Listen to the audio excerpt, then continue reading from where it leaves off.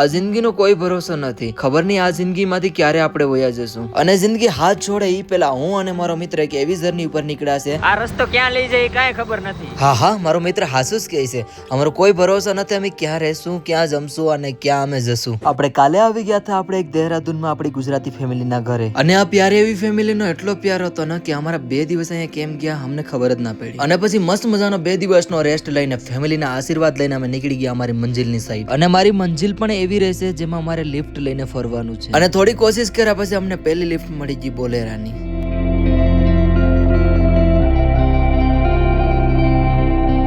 અને ખાસ તો મારે ઈ લોકો સાથે વાતચીત કરવી છે જેને હું જાણતો પણ નથી.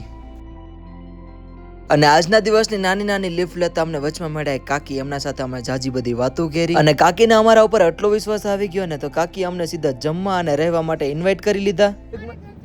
અરે ના આપને બોલ દિયા બહુ. સચ્ચી કહું ને તો ભૂખ બહુ જ લાગી હતી અને એક ટાઈમે જવાનું મન પણ થઈ ગયું હતું, પણ ત્યાં જ મને એક નાની એવી ટ્રકમાં લિફ્ટ મળી ગઈ તો એમાં બેસીને આપણે નીકળી ગયા થોડાક આગળની સાઈડ. અને ભાઈએ ખાવા માટે થોડીક માંડવી પણ આપી દીધી. અને કિસ્મત અમારા એવા ને કે અમને અમિતભાઈ નામના વ્યક્તિ મળ્યા જેણે અમને આખું ફોરેસ્ટ એરિયો ફેરવો.